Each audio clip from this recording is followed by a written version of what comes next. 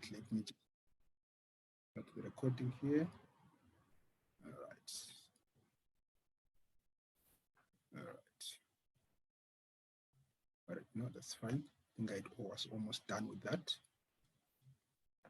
All right, so like I was saying, you have got your online summative assessment, and I was highlighting that for business finance, there are calculations. For advanced management principles, there are essays.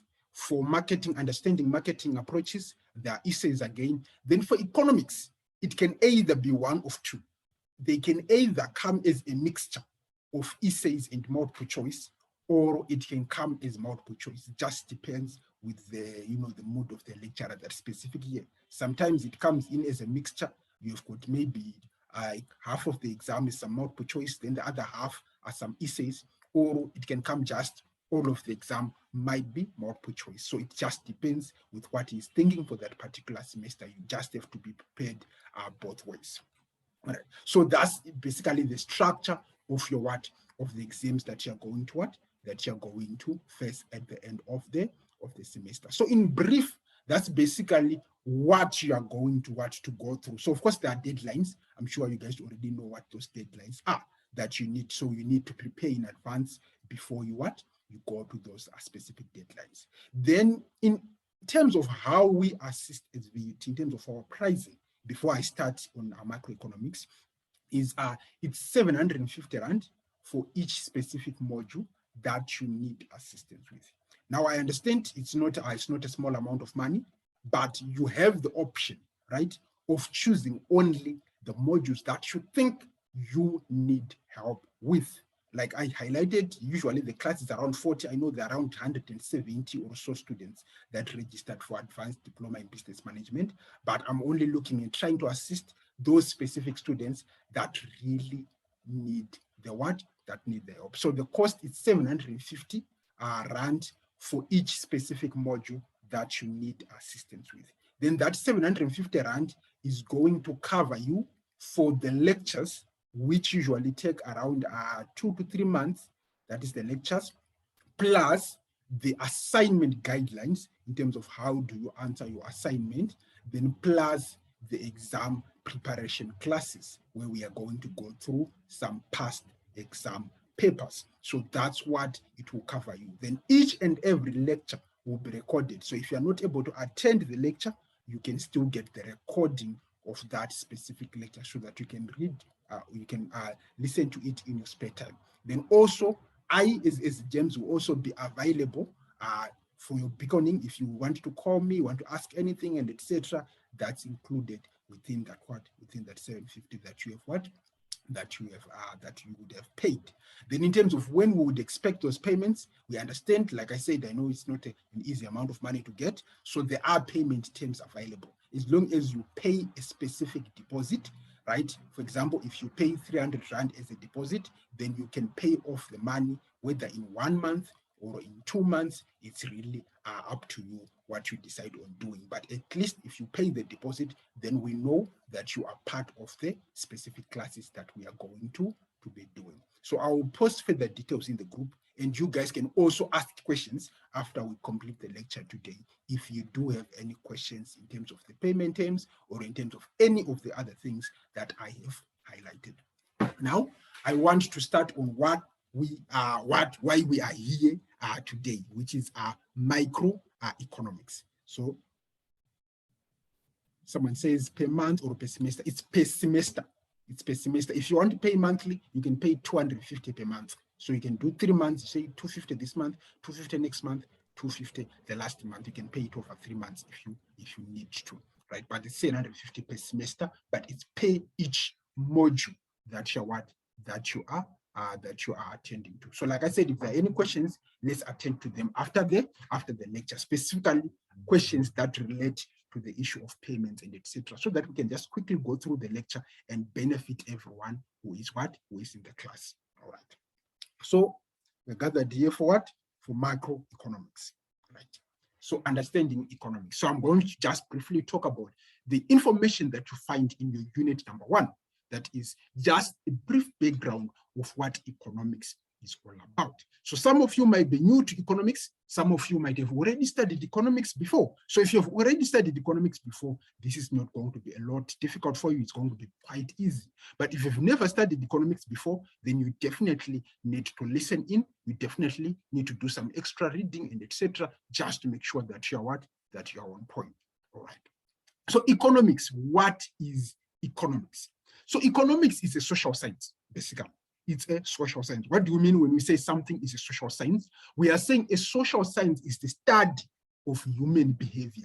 So economics, by its very nature, is the study of what? Of human behavior. But what part of human behavior are we studying? What do we want to understand about human behavior or about human decision-making systems? So what we say in economics, there are two important concepts that you always talk about economics. These two important concepts are that resources are limited in nature and wants are unlimited in nature. So I'll repeat, resources are limited in nature and wants are unlimited in nature. Now you might ask me, what are resources or what are wants?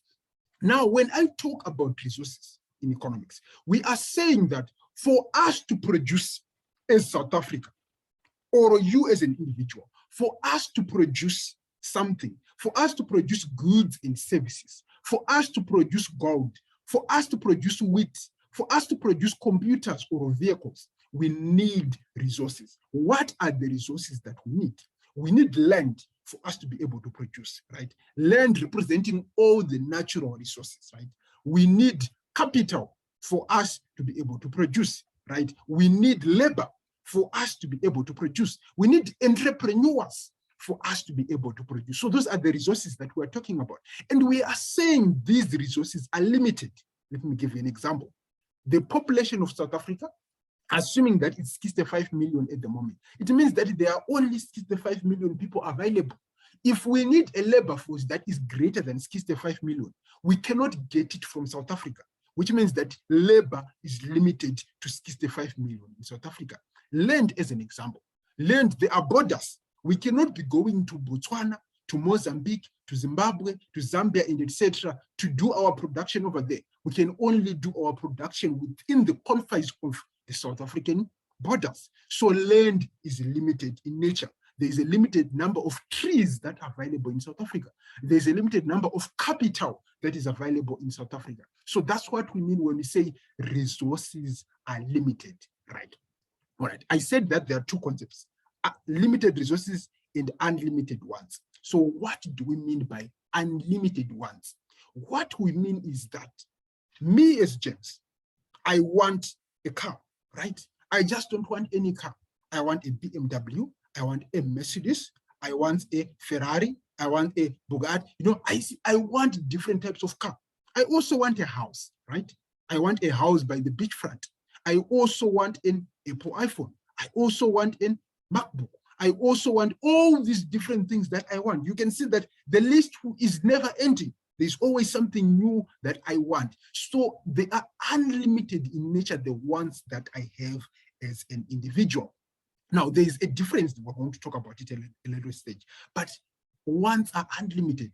Therefore, there is a mismatch now between limited resources and unlimited ones. Because resources are limited, there is only a fixed number of goods and services that we can produce as a country. So if there is a fixed number of goods and services that we can produce, which means that I cannot get everything that I want, I have to make a choice.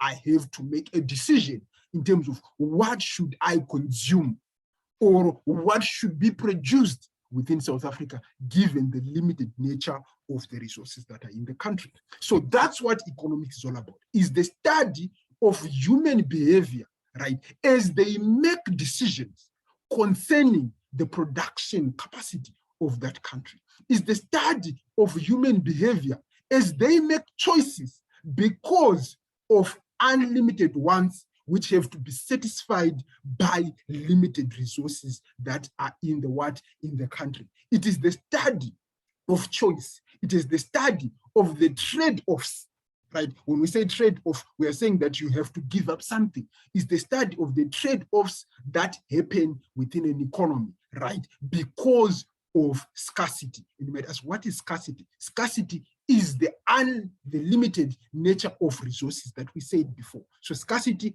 equates to limited resources. So trade-offs or choices have to be made by people because of scarcity or because of limited resources. And that is what economics is all about. So everything that we are going to look at under economics, the economic problem, demand and supply, cost of production, market structures, all those different topics, they are all trying to address the limited nature of the resources that are in an economy and the unlimited nature of the wants of individuals. So we're just trying to, how do people demand? How do people supply? How do you factor in production? How do you choose the market which you operate in? All those different questions that are arising from this definition of what? Of economics, right? So now that you know what the definition of economics, you might ask now, are there different types or different branches of economics that exist? And the answer is yes. And that is actually a frequent exam question that you get. Right? So from the first slide that we talked about, the frequent exam question is trying to identify unlimited what? Unlimited wants and limited resources, trying to match between the two. That's the frequent exam question. They will try to mix it up and say there are limited ones, but once we say they are not limited, they are unlimited, or they will say that they are unlimited resources. It's a tricky question, but we said no. Resources are limited in nature. It's the ones that are what? That are unlimited in nature. So let's look at the second slide. Now on the second slide, like I said, branches of economics. We are saying that there are two types of economics. There is what we call microeconomics or macroeconomics, or there's what we call positive economics and normative economics. What do we mean by that? When we say microeconomics, we are looking at the individual level of decision making, right? When we say macroeconomics, we are looking at the national level of decision making. So you will notice when we're talking about microeconomics, we'll be talking about the individual person. We'll be talking about that particular business. We'll be talking about the price of tomatoes, for example, right? But when we're looking at macroeconomics, we're looking at the broader level. Not that John is unemployed, but we're asking ourselves, what is the unemployment rate in South Africa? That's macroeconomics at the national level. What is the inflation rate in South Africa? That's macroeconomics at the national level. What is economic growth in South Africa? That's macroeconomics at the what? At the national level. So there's this little table that your lecturer provided you in your notes. I would encourage you to just find time to also go through it, because this is a typical exam question where the lecturer will give you a statement and ask you, does this statement apply to macroeconomics or does it apply to what? To microeconomics. You will say that, let's talk about the price of tomatoes. Does the price of tomatoes apply to macro or to micro? You say, let's talk about what? Let's talk about a specific individual who has lost their job. Does that apply to macro or to micro? So in answering that exam question, you just have to ask yourself, is it looking at the individual aspect or is it looking at the national level? If it's the national level, is it total, aggregates, and etc., then it's what?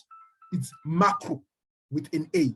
But if it's an individual, a specific business, a specific product, then it's micro, because it's looking at one particular thing in what? In that particular instance. Right. So that's the difference between macro and microeconomics. Right. Then I said positive and normative economics.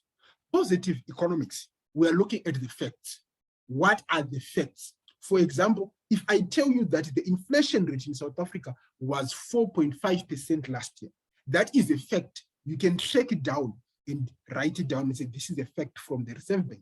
I can tell you the unemployment rate in South Africa, it's a fact. I can tell you the economic growth rate, the GDP of South Africa, that is a what? That is a fact, right? So there are theories and the effects, those fall under positive economics. But when I start to make a value judgment, when I start to make a recommendation, then it falls under normative economics. For example, if I say the unemployment rate in South Africa is too high, who said it's too high? If I know the figure, it's a fact. But if I then value or judge whether it's too high or it's too low, that's a value judgment. Or I come in and say, the government should invest in the rural areas to help eradicate the poverty. That's now a value judgment, because how do I know it will eradicate the poverty? Maybe it will not. So it's a value judgment that I'm now making. So the moment I use words like should, ought to be, recommendations, and etc., those are now value judgments, or those fall under normative economics. So those are the different branches of economics that you also need to understand. So again, typical exam questions, they will tell you, this specific statement, does it fall under normative economics, or does it fall under what? Under positive economics. So one of the things that we'll also be doing in the lectures is I'll bring in some past exam papers, so that after each lecture, we can go through some of the past exam papers that relate to the lecture that we've done, so that you can also see how you could have answered the different questions that would relate to that specific unit of study. All right. So we have defined what economics is all about, right? And we've also highlighted the different branches of economics. So there are different concepts that you need to understand thoroughly before you start going into the deeper part of economics. Now, some of these concepts, we already discussed about them when we were talking about the definition, but some of them we did not go into detail. So that's what we want to do now. It's sort of, we're just going to go through a couple of definitions. So we said limited resources, right? We said limited resources. And then we said what? We said unlimited wants, right? So I said that I'll come back to it. Now let's come back to the issue of unlimited what? Of unlimited wants. All right. Let me change something here. Unlimited wants. So a typical exam question that you get on the issue of unlimited wants is where the examiner might ask you to differentiate between what is a want, what is a need, and what is demand. Those are three different terms in economics. Want, need, and demand are three different terms in economics, right? Want is what we said, it's unlimited, because want, we are looking at the desire that you have as an individual. Regardless, whatever it is, if you desire it, it is a want and it's unlimited in nature. Then needs are necessities. For example, I need food to survive, right? I want a burger. I want, grillos, pizza. I want, ocean baskets, platter of prawns, but I need food to survive. So a need is a necessity. I need shelter for protection. Although I might want a house by the beachfront, but I need shelter. So needs are necessities, but wants is desire, which is unlimited in nature, right? Then demand. Demand now is the want backed by the ability. So if I want something and I am able to purchase it, which means I have the resources, I have the cash to purchase that specific thing, then that becomes what? That becomes demand, right? We'll talk about demand more when we go to unit number 3 or 4, I think, where we are talking about what? About demand and supply. So that's the first thing. Then the second thing, scarcity, I think we've talked about this already, where we talked about the limited nature of the resources that we have in an economy.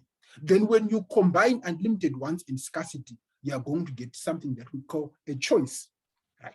So what do I mean when I say a choice? I am saying that let's go to the basics. You have got a salary, you are earning 5,000 rand. Now, for you to buy, right, a basic, maybe it's a Galaxy A22, right, whatever it is, phone that you're trying to buy, right, you're going to need 5,000 rand. But also to buy a basic laptop, you're going to need 5,000 rand. But you only have a salary of 5,000 rand, which means that you have to choose between the two. Now, if you choose to buy the A22 Samsung phone, which means that you have to forego the laptop. You wanted it, but you have to forego the laptop. So choice begets what we call opportunity cost. What is opportunity cost? Opportunity cost is the value of the next best alternative that has been forgone when you make a choice, right? We are saying that the value of the laptop is your opportunity cost. We're saying you could have taken a laptop, but you didn't. So the laptop becomes your cost, becomes the opportunity that you have lost. So by definition, it's just the value of the next best alternative forgone for that what? For that specific purchase that you are making. Then it is important to also know scarcity. Is there a question? All right, someone else. Then it's important to also know that scarcity and poverty are two different things, right? Scarcity applies to everyone. Whether you have money or you don't have money, scarcity applies to you. With scarcity, it's looking at the broader resources that exist in an economy. Even Mark Zuckerberg also faces scarcity. Even Elon Musk also faces scarcity. The decisions that he makes at his plant are because of scarcity, right? So those are some important terms that you need to know. And also, you also need to just have a basic understanding of what we call an economic good, because we're going to be using some of these terms very, very much. So you need to understand what they mean. So an economic good, we are basically saying that it is either a good or a service that you have to pay to obtain. So if you have to pay a particular amount of money to access something or to consume something, in economics, we call it an economic good. Whether it's a service or it's an actual physical good, we call it an economic good, right? But if you don't have to pay it, if it is free, and if it is abundantly available, then it is a free good. For example, the oxygen that you breathe, you call it a free good because it is abundantly available. You don't have to pay for the what? For the what? For the oxygen that you're what? That you're breathing. So that's a free good, right? There is also something that we call a public good. A public good is you don't directly pay for it. For example, the street lighting, right? Or for example, the roads that you use. You might not directly pay for subs. You might not directly pay for defense, for the soldiers that protect South Africa. You might pay for them through the taxes and etc., but you're not directly paying for them. So those are public goods. They are publicly produced for an economy, whether you pay for them directly or you don't pay for them at all. It doesn't matter. They are publicly available to everyone. They are produced by the government. So those are public goods. Then you might also need to differentiate it between consumer goods and capital goods. Consumer goods and capital goods. So consumer goods, these are goods that you are using for current consumption. For example, if I buy bread, I consume it, that's a consumer good because I eat it there and then. If I buy a cell phone, I start to immediately use it. If I buy a refrigerator, I start to immediately use it. So all of those are consumer goods.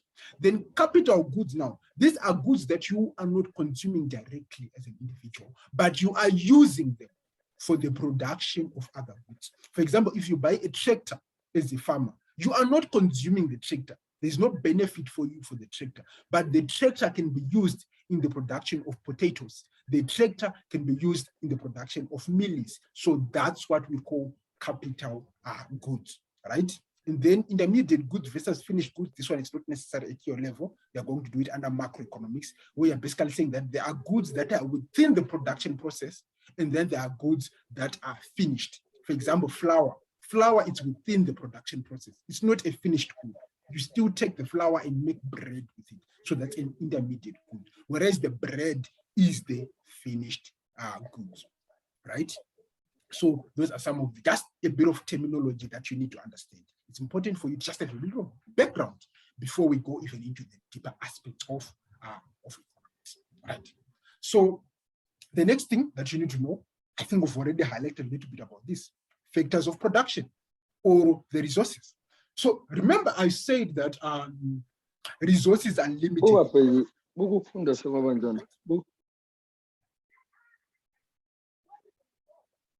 Remember I said resources are what? Are limited in nature. Now, the way resources are limited in nature, you might ask now, let's look a little deeper. What are these resources?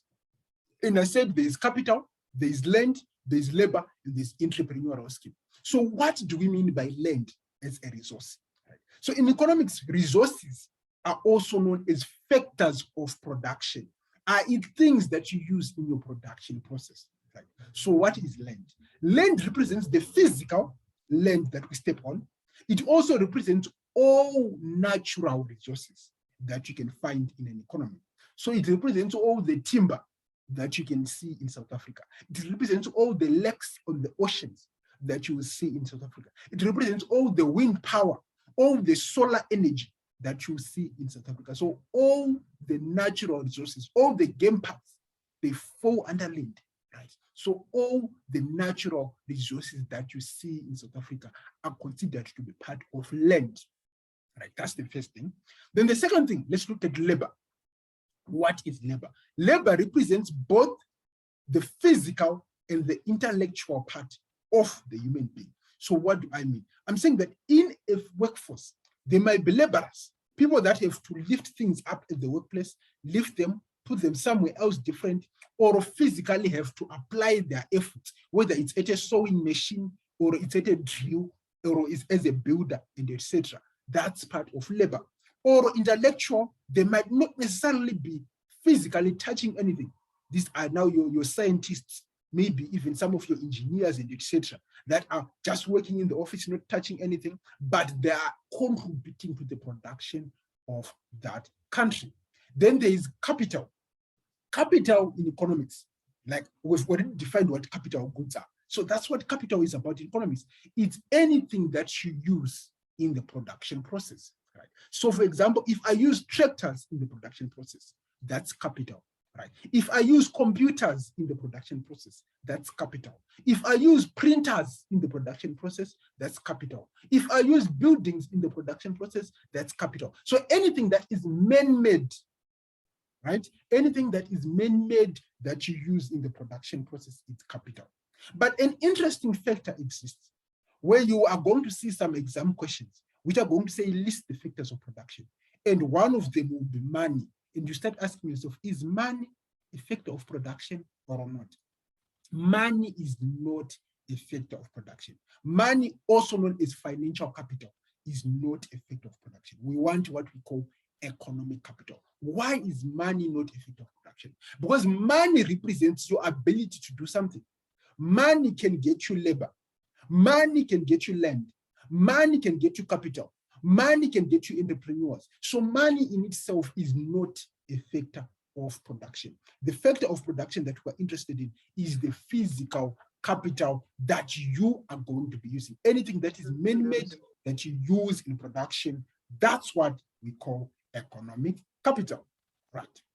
So then the next point, you look at entrepreneurs. Now, what are entrepreneurs? Entrepreneurs are the people that are able to take the risk, combine all the other three factors of production, and formulate a business that is able to produce the goods and the services. So that's the capital, the ability to recognize opportunities and the ability to take the risk necessary to cultivate these opportunities. So that's entrepreneurship in the production process.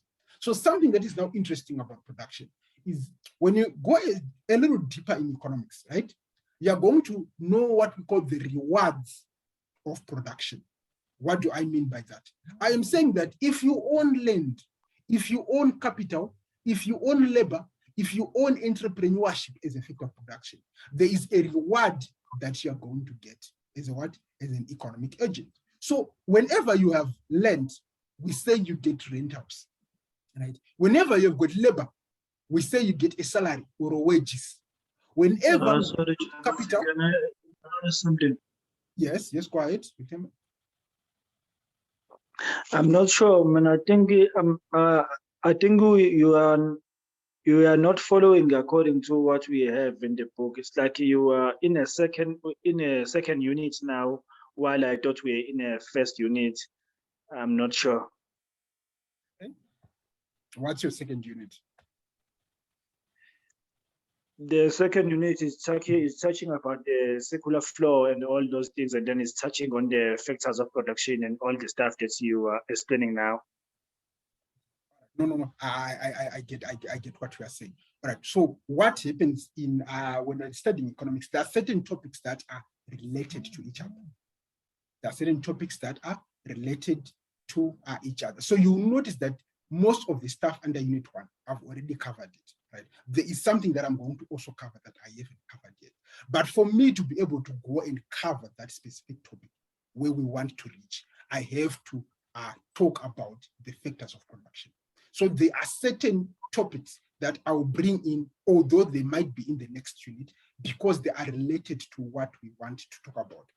So, for example, you remember when we defined economics, we said limited resources, unlimited ones. And I said limited resources. What are limited resources? So for you to understand limited resources, you need to understand the factors of production, because they are the resources that are actually limited in nature. So there are certain topics that are interlinked together that you need to understand a bit more further. So remember, this is just an introduction. So it has to cover some of those aspects for it to make sense. Otherwise, if you skip some of those aspects, you will not understand the broader aspect of what we're going to talk about. But we're almost done. Don't worry, we're almost done with the introduction part. And then we can close up on anything. I hope it's clear. All right. No, thank you very much, man. I'm with you. Thank you very much. No, it's fine. So yeah, so it's definitely an important point to note. So I will not exactly follow exactly what it is like. You know how it is when you are a lecturer or when you're a teacher. There are ways that you have seen in the past that help students understand certain concepts better. So especially having that knowledge of knowing what is the effect of production helps you understand what we mean when we say something is limited. If we say resources are limited, you need to understand what are these resources that they're talking about. So when you now know that these resources represent land, land is limited in South Africa. These resources are labor. Labor is limited in South Africa. So you can now understand some of the concepts that we are talking about. All right, so that's fine. So I was talking about what? Entrepreneurship. I think I was done there. Then the last thing that I wanted to talk about today, before we can do any questions, is understanding economics, right? Understanding economics and the what? And the economic problem, right? Understanding economics and the economic problem. Just give me 1 second.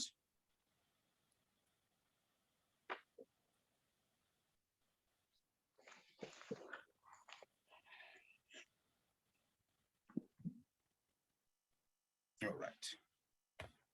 So understanding economics and the economic problem. So you will notice, just like September has asked, that most of the stuff under your unit 1, we've already covered them when we were defining economics. So some of the concepts I'm talking, you'll find them in unit number 2, but they are very important or integral aspects that you need to understand for you to have a basic understanding of what economics is all about.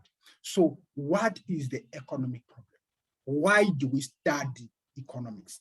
Right? Why do we study economics? So the reason why we study economics, right, is because, remember, we said people need to make choices, right?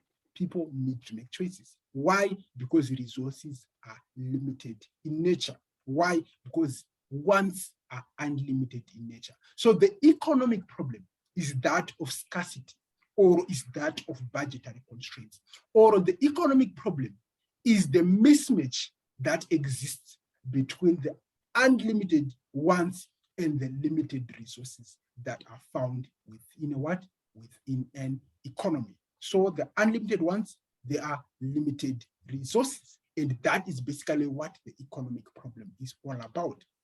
Now, when we talk about the economic problem, it gives rise to what we call economic questions. So what are economic questions? Economic questions are saying, everything that we are studying, what are we trying to answer? What are we trying to arrive at? Why are we really studying economics? We study economics to answer 3 questions mainly. The questions of what should we produce in South Africa? The question of how should we produce these things in South Africa? And lastly, the question of for whom to produce, or how should we distribute what we have produced as a nation? So those are the 3 economic questions that we need to answer when we're dealing with with economics. Now, let's go a little deeper and look at these specific questions. So what do I mean when I say what to produce? right? What I mean when I say what to produce is, remember, we said resources are limited, right? There's a limited amount of land, there's a limited amount of capital, there's a limited amount of labor that exists in South Africa. So what should we produce? Should we produce cars or should we produce computers?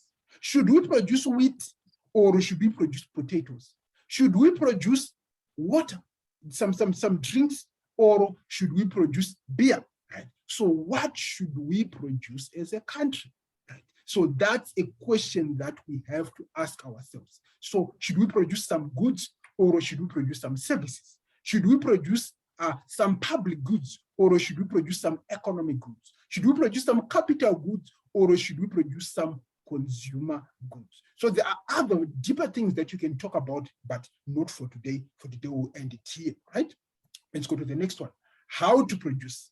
What do I mean when I say how to produce? I am saying that if we decide that we want to produce potatoes, for example, that's what we've decided. No, as South Africa, we want to produce potatoes. How are we going to produce potatoes? I.e., the exam question now is, how are we going to combine the 4 factors of production for us to get the potatoes? How are we going to combine labor, capital, entrepreneurial skills to get the potatoes? Let me give you an example.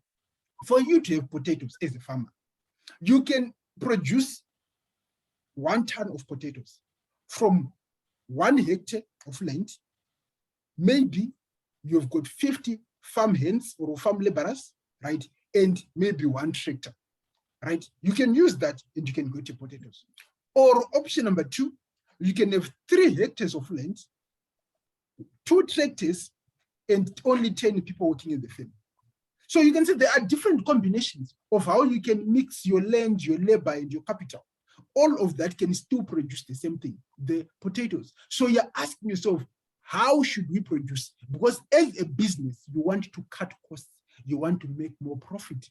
So you need to answer, how can I efficiently, cost effectively produce the goods or services that have been chosen? Then once you produce the goods and services, how are you going to distribute them? What is the price per each kg of potatoes? Where are you going to distribute them to? So those are also questions that economics can also help you answer, i.e. the question of for whom to produce or how to distribute your goods and your services. Should you use the private sector? Should you use the public sector? Should you use rationing or should you use prices and etc. Right? Those are some of the questions that you have that you have to answer in economics. So, okay, I think that should be fine. So that brings me basically to the end of the introduction that I have for economics as a subject. Now, before I take any questions or as I take questions, just going to briefly just check if we left anything out. Right? What is economics? We answered that. Economics and social science, we answered that. Macroeconomics and microeconomics, we did that.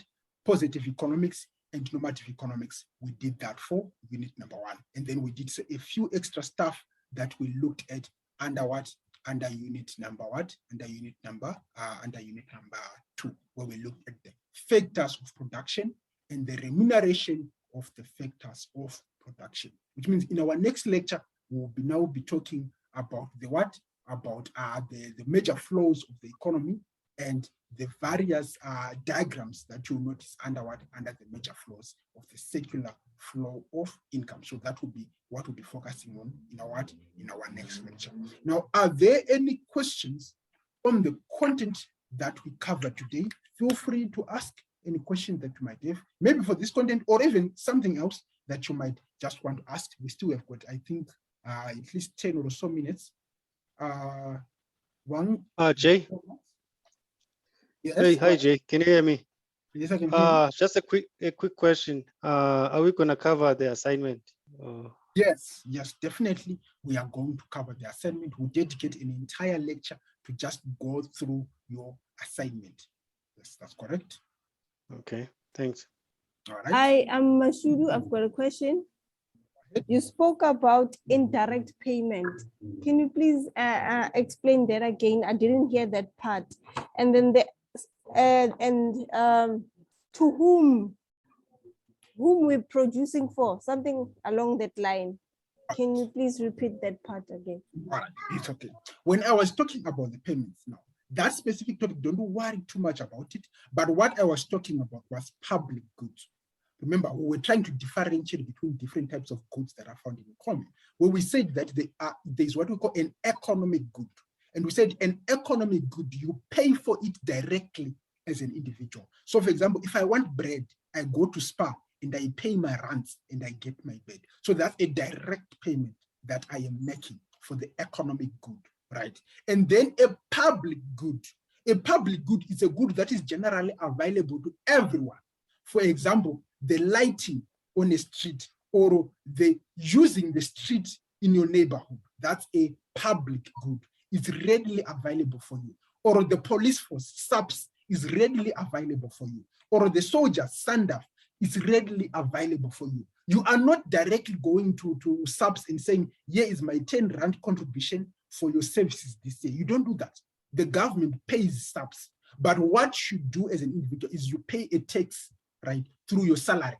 At the end of the year, you pay taxes. So taxes are like indirect. You are paying for SAPS, but indirectly. So that's what public goods are like. They are provided for free by the government. You don't have to directly pay for them, but indirectly through taxes, you might be paying for them. So that's what I meant.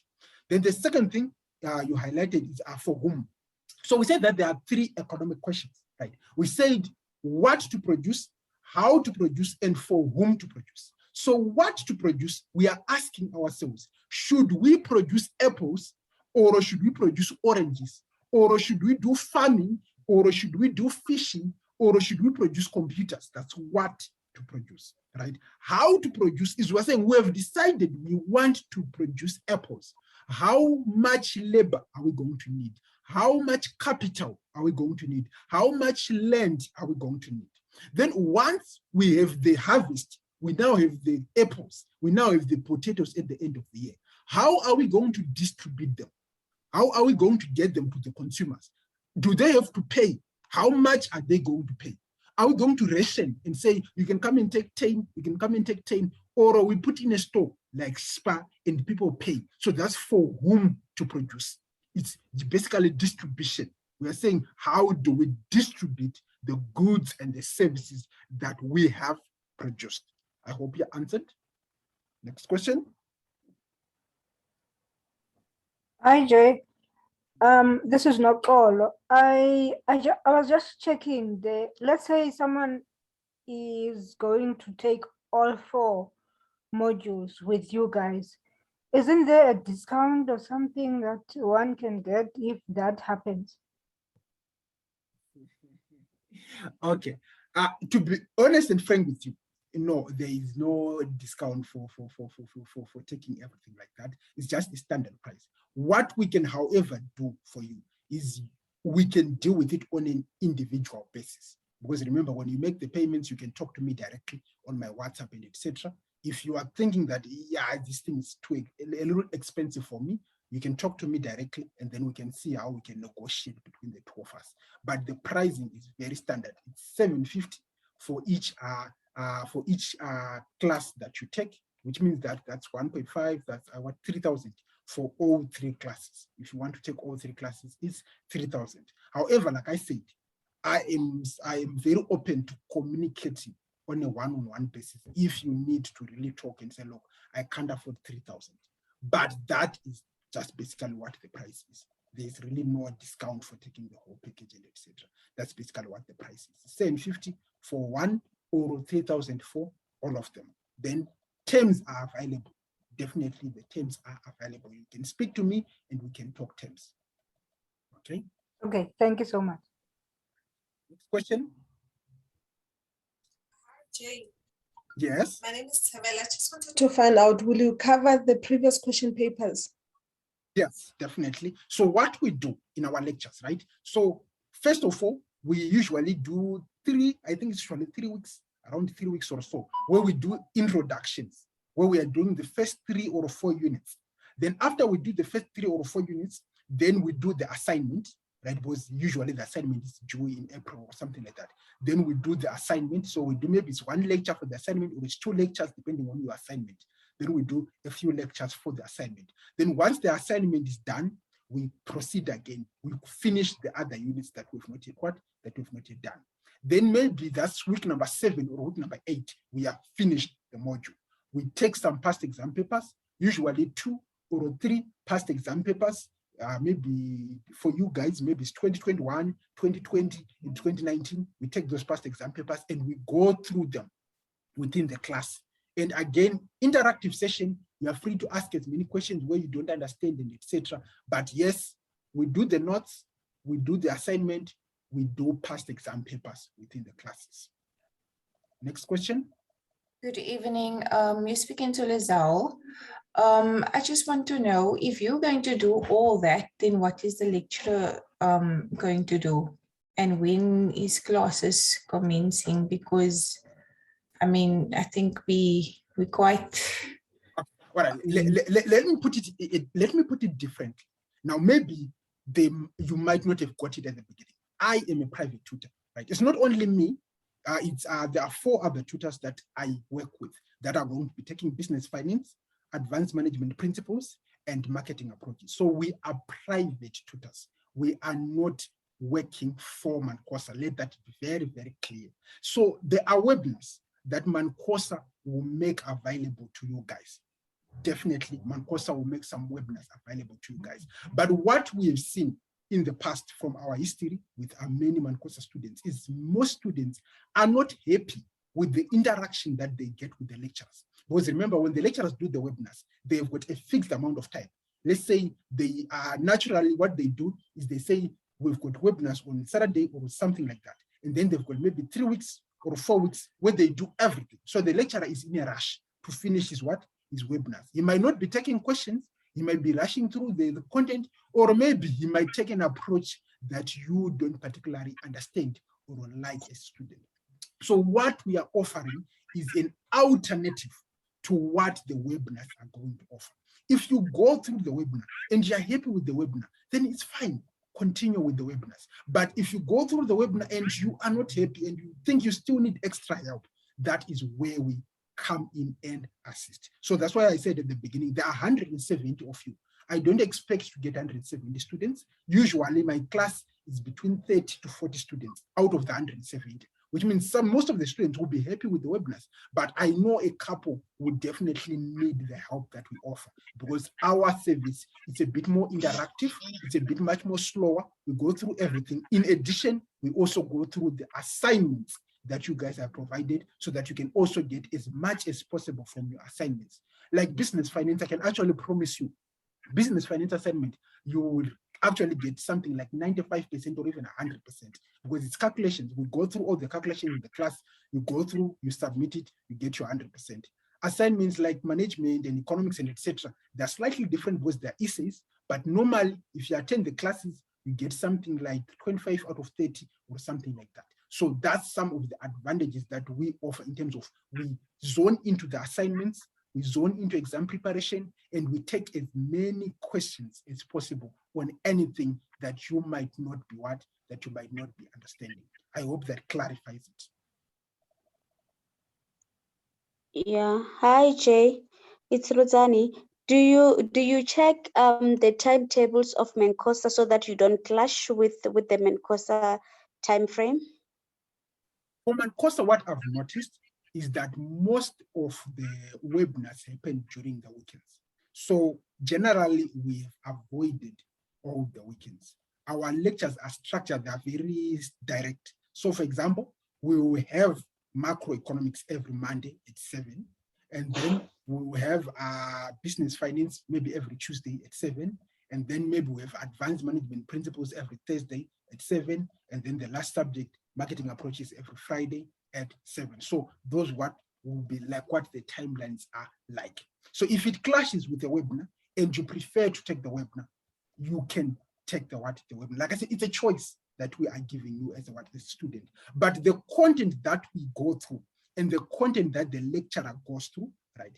If you don't want to listen to the lecturer, you will still be very, very much fine, because we make sure that we cover as much of the content as possible, so that even if you don't attend the webinar, you will still be very, very okay. That is if you had to make a choice between the what?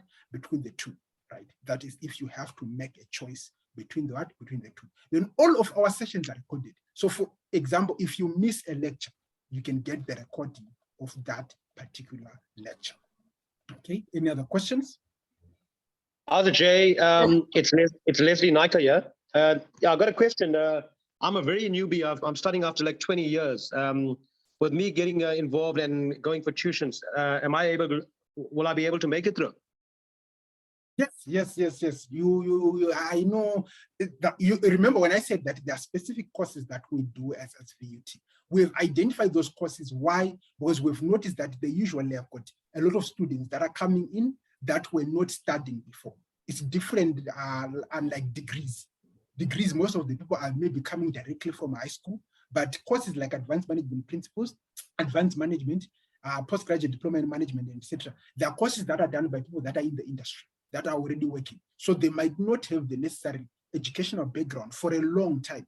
So that is why we structure the things the way we structure them, so as to accommodate you, even if you're starting from scratch. Just by listening to the videos that we're doing, you go a little step ahead. Then in addition, I'm not going to say a lot about what I'm going to say right now, because they are for privacy reasons. It is a recorded video. I don't want to say things that will implicate people. But if you do need help, with your specific assignment, etc., you can call me. If you do need help with your specific assignment, etc., you can call me. We can make arrangements for you. That's the only thing. Yeah, thank you, Jay. That's the only thing that I'm going to say about that. Right? Any other questions? Sorry. Yeah, just before you get the next question, thank you, Jay. I think that helps me a lot. Yeah, I'm grateful. Can you send us your banking details so yeah, I can get in touch with you? Yes, I'm going to send a link to this video in the group. I'm going to send a message explaining a few things in the group. I'm also going to send my banking details in the group. Yes. So today we did for free economics. Tomorrow, business finance, we are going to do for free. Then whether on Thursday or on Friday or next week, it will just depend. I'll just see what the temperature is like. But we will do for advanced management principles. We'll also do for marketing approaches for free, just to introduce, so that you can also see the kind of person that you're going to be, so that you can make a decision. But it's a choice that you're making, so that you can make a decision. Whether if you don't like it, you can say, look, I'm going to take these two, but these other two I'm not interested. I didn't like the way the tutor was presenting. Maybe this is not for me. So it's a choice that you can make. So I would encourage you, attend all the free lectures so that you can make the correct choice for yourself. Any other question? Yes, this is Z. I would like to know how are we attending if you decide to take this tutor. Are you having classes each and every week, or Yes. you're gonna jump the weeks? No, there will be weekly. All classes will be, like I said, it's like Monday we'll be doing microeconomics. So it means every Monday, starting from today, going into the future, unless maybe if we take a short break while people are making payments. Usually we can do that. We can just take maybe a 1 week break for people to make payments and etc. before we start again. But usually once we start, it's like every Monday until we finish the module, until we do the exam preparation and etc. Until you guys are ready to take exam, we'll be doing classes almost on a weekly basis. But if we finish early, then we can take small breaks and etc. Then of course, it's natural that sometimes you guys, let's say maybe you are going to submit an assignment during that week, and you might ask, look, we are submitting a lot of assignments this week. Can we take a break so that we can write our assignments during the week? We can always accommodate those types of breaks. But essentially, it will be a weekly class. Some of the classes will be for 1 hour every week. Some of the classes will be for 2 hours every week. It depends with the module that you're studying, how much content needs to be covered. But for most of them, it will likely be 2 hours every week, from 7 up to 9 o'clock. All right. Okay, thank you. I am answered. Thank you. All right. Any other questions for me? Yes. Yes, Lamini? So when your team, yourself and your team, let's say you take all 4 modules, can these modules start, these lectures start from Monday to Thursday? So Friday we will have like our, our me time, because you said they will go from Monday, Tuesday, and Thursday, Friday. Why are we skipping Wednesday? Okay. The reason why we usually skip Wednesdays now, it's more of a, how can I say this in a comfortable way. I've noticed personally I've noticed that a number of people who go to church, right, might have some meetings, some midweek meetings on Wednesday. I've noticed it. That's usually the trend. So some people usually prefer to have the lectures on Friday and etc. But however, if the students in that particular class, let's say the students in the Friday class request for it to be done on Wednesday, I think it's something that we can work towards.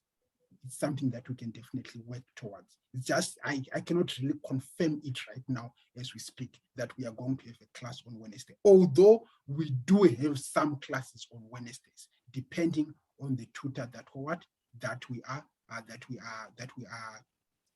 dealing with. But it's possible. I'm not shutting it out. It's possible to have a class on Wednesday instead of a Friday. But it's something that I honestly, right now, I cannot confirm it. As we speak in this meeting, I can confirm it. But maybe let's ask that question, maybe when we do all the free lectures and when we finally set up our timetable, then maybe I will rethink about it and maybe we can put it on a Wednesday. But for now, unfortunately, I won't be able to really answer you on that specific question of putting it on Wednesday. But I will reconsider it, and when we finish the free lectures, I will give the final verdict of when that lecture, whether it will be Friday or it will be a Wednesday. All right, thank you. Can I ask something, please? You said the classes are from 7 to 9. Is that PM or in the morning? Okay, thank Trying to you. accommodate people that go to work, because if we put them in the morning, many people will be at work, so it won't really work. So it's PM in the evenings. Noted, thanks. All right, wonderful. Any other questions? Jay, quick one, man. The recordings that you're talking about, how are you gonna send it to us? Is it email, WhatsApp, or how?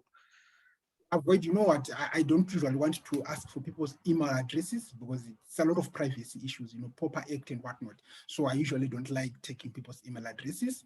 But what we usually do is either we'll send you a link to Zoom. There is a Zoom website where if I get you a link, you can just put in a password and you can watch the video on Zoom. Or alternatively, we also have a YouTube channel. So it can also be available on our YouTube channel. So I can send you a link to the YouTube and then you can watch the video on YouTube. Then if there are paid lectures, there's a way that we protect it so that it's only for the students that have paid for the lectures to access it on YouTube only. So usually it's either on Zoom, we can give you a Zoom link to watch it, or it will be on YouTube, or it will be both of the ways. But it will send you a link in the group, which you can just click on, and then you can access the video. Noted. Thanks, man. All right. Any other questions for me? I think we are almost time out now. I said 15:15, somewhere there we should be done. Anything Hello, else? speaking to Mashudu. You spoke about revising the assessment. Are you going to have a chance to revise it today, or if not today, when will that be?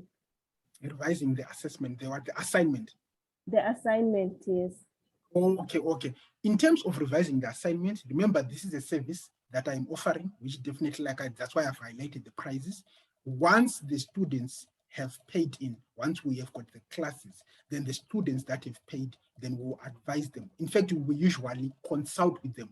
When do you think is appropriate for us to do the assignment? So we check, for example, if the assignment is due 18 April, and today we are in February, which means we've got the rest of March. So we can agree with the students, let's do the assignment maybe 9 March or maybe 16 March and etc. Once we have agreed, then that's the day that we are going to do the assignment within that class. So it's something that we usually just generally agree with the students. Most of the times it's within 3 to 4 weeks after we've started the classes, or at least 3-4 4 weeks before you need to submit the assignment, so that you can also have time to revise and etc. before you submit your before you submit your assignment. Okay. Then of course I know you guys also have got what do you call this, the KCQ, the quiz question that I think is starting in March, if I'm not mistaken. I'm not sure of you. Let's see, what was the date? I saw a date somewhere. Quiz, oh, it's April, so it's still fine. Starting in April, the quiz questions. So the quiz questions, naturally, they come out of the content that you have learned in the classes. We'll also throw in a couple of questions here and there just to give you an appreciation of what type of quiz questions you're going to be facing. But the quiz, the advantage of the quiz is that you've got 2 attempts, attempt number 1 and attempt number 2. So if you do attempt number 1 and you don't really get a good mark, you can always ask for what? You can always ask for help with your second attempt. But it's just now a little nitty-gritties, because usually if you attend the classes that you have sort of paid for, you will be fine. I've seen the results from the previous students that we have learned with. The results are usually very good. It's 80%, 90%, 100%, and etc. You're usually very, very much okay. But if you do face problems, we are available to try to guide you through the process. That is for the quiz. But the actual assignment, definitely, we are doing it in class on a specified date that we just agree on with the students that have paid for that particular class. I think I'll take the last question.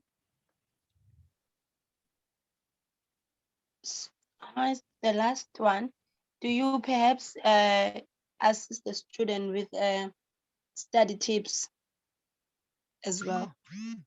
Yes, definitely. Within the class, each tutor will tell you what you need to do to pass that particular module. So you can see the way I was teaching, where every once in a while I could tell you that this is an exam question.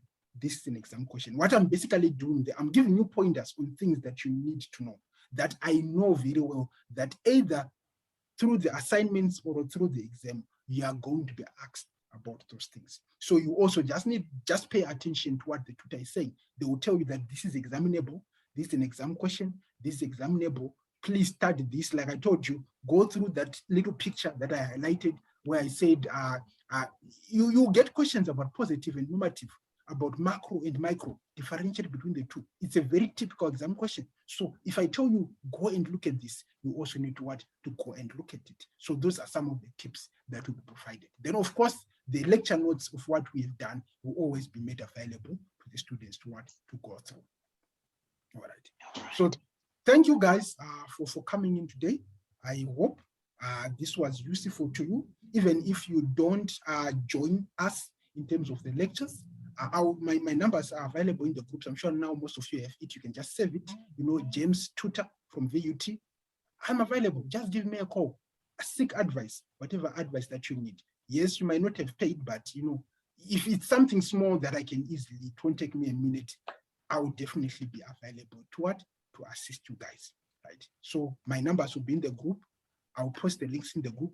Then those of you that are interested in taking the classes, please join us through. We are always trying to make sure that you guys get the best marks that are possible. Then, like I said at the beginning, it's a choice. You don't have to take everything, because I know it could be expensive. You don't have to take everything. You can take the ones that you really think you need, especially if the cost is not on your side. So I hope you all have a wonderful evening. Let's see each other tomorrow for business finance. You're going to have a delight taking you through. Good night.